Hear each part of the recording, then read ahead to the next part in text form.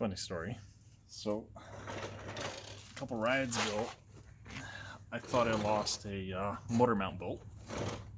Such is not the case. This keeps happening. You know what?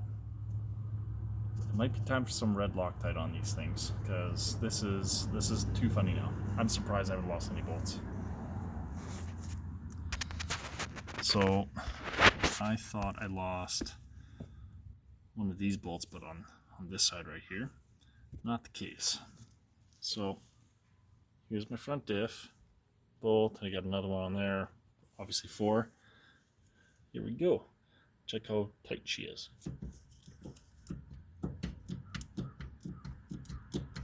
Oh yeah.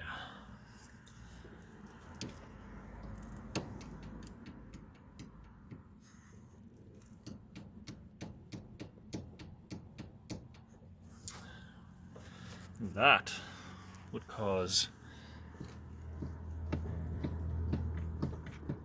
a driveline issue.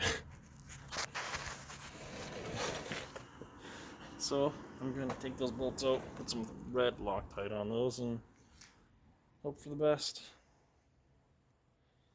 Cheers. Little update video.